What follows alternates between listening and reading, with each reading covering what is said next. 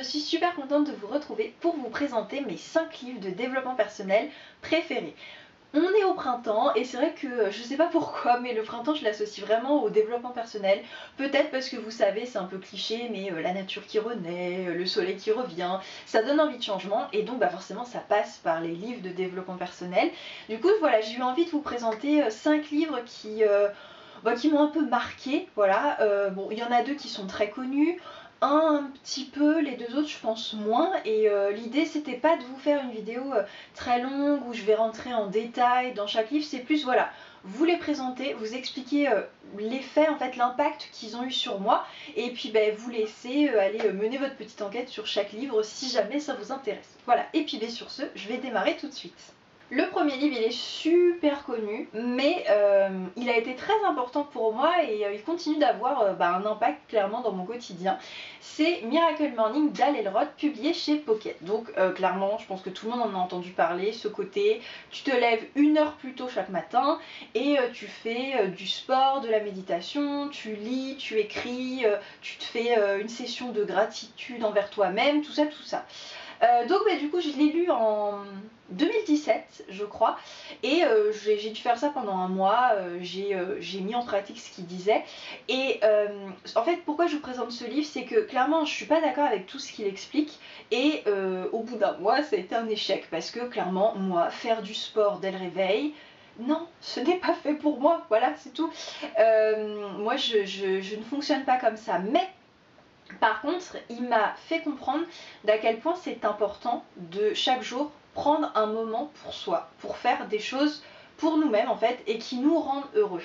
Et ça, j'en avais pas forcément conscience avant d'avoir lu ce livre. Et donc, suivant son caractère, ça peut être se lever plus tôt, sur sa pause déjeuner, s'isoler un moment, le soir, quand tout le monde est parti se coucher, rester un petit peu, enfin c'est plus en fait pour moi un livre à adapter selon son tempérament et son mode de vie, mais la prise de conscience elle est importante parce que moi je sais que depuis, certes je ne me lève plus 1 heure plus tôt, mais chaque jour j'essaye vraiment de prendre un temps pour moi. Alors c'est pas toujours possible, mais franchement j'y arrive pratiquement tous les jours et je sais que quand j'étais dans ma routine, surtout en librairie, métro, boulot, dodo, où je commençais un peu à saturer, et ça m'est arrivé de me relever rien qu'une demi-heure plus tôt pour prendre du temps pour moi pour faire des choses où j'étais frustrée parce que j'arrivais plus à les faire alors que j'en ai besoin pour être bien et voilà, et ça j'en ai clairement pris conscience grâce à ce livre et donc c'est pour ça que je tenais à vous le présenter parce que je pense que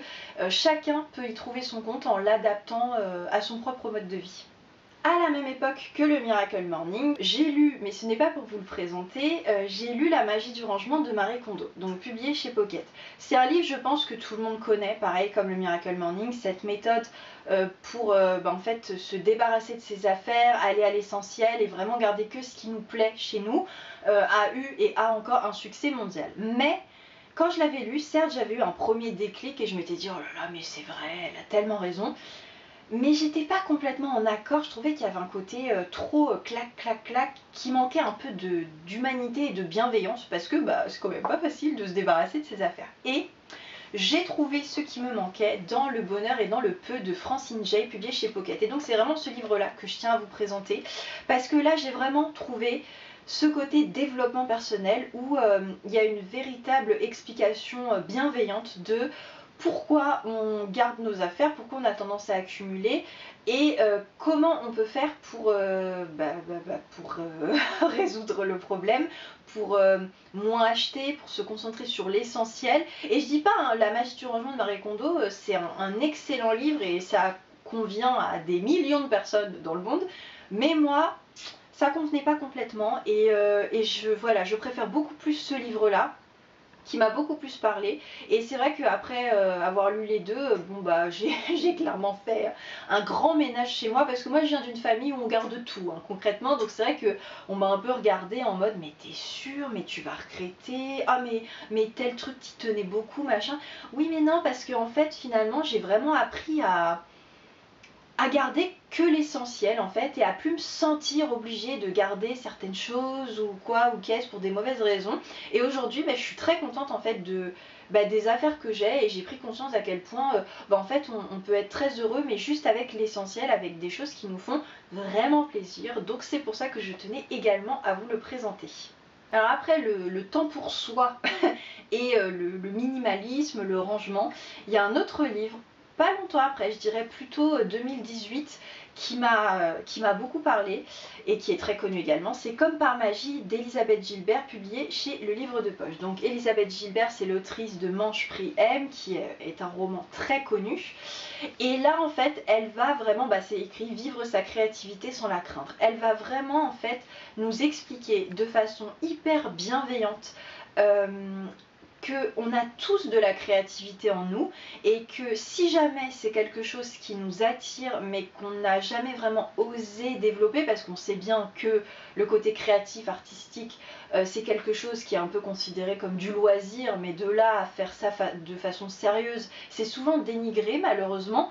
Et en fait non, elle nous pousse à devenir qui on a envie d'être, mais pas seulement dans le loisir ou le côté pro, mais aussi en amitié, en amour, même pour nous-mêmes. Et c'est vraiment un livre qui m'a fascinée. J'ai adoré le lire, et je pense que d'ailleurs il faudrait que je le relise. Vous voyez, en tournant ma vidéo, je me dis s'il y a bien un moment où j'ai envie de le relire, je pense que c'est actuellement, vu que je suis en pleine phase créative. Entre mon roman, mon projet, tout ça. Donc voilà, c'est vraiment un livre que je vous recommande. En plus c'est comme les autres, il est vraiment pas gros, il fait 250 pages, ça se lit très vite, et on prend énormément d'apprentissage, et c'est un livre qui est vraiment c'est bourré de tendresse en fait, il y a un peu d'humour et beaucoup de bienveillance. Voilà, c'est le mot que j'ai envie de retenir de ce livre. Et en plus j'adore la couverture et je ne peux que vous conseiller de vous lancer également. On passe maintenant à un livre un petit peu plus profond, un petit peu plus essai de développement personnel en fait, si vous voulez, avec Imparfait, libre et heureux, pratique de l'estime de soi de Christophe André, publié chez Odile Jacob Poche. C'est un livre, je pense, qui est essentiel si, comme moi, vous avez de gros problèmes de confiance en vous. Parce que certes, c'est toujours sympa de lire des romans sur ce sujet, il y en a à l'appel. C'est toujours sympa de lire, vous savez, ces espèces de petits guides, les petites collections. Moi j'en ai d'ailleurs, et je vous en ai déjà présenté. Ça coûte 5 euros, ça donne des petits conseils. Tout ça, c'est toujours sympa et agréable. Mais je pense que rien ne vaut un véritable essai d'un spécialiste aussi connu que Christophe André pour entrer vraiment en profondeur et dans les détails sur pourquoi on n'a pas confiance en nous et qu'est-ce qu'on peut faire pour résoudre ça. Et c'est un livre qui m'a vraiment fascinée. C'est pas un livre qui est facile d'accès, parce que certes il rend quand même accessible la psychologie, mais enfin il n'empêche que c'est pas le genre de livre que vous lisez le soir avant de vous coucher quand vous êtes à moitié comme ça, vous voyez.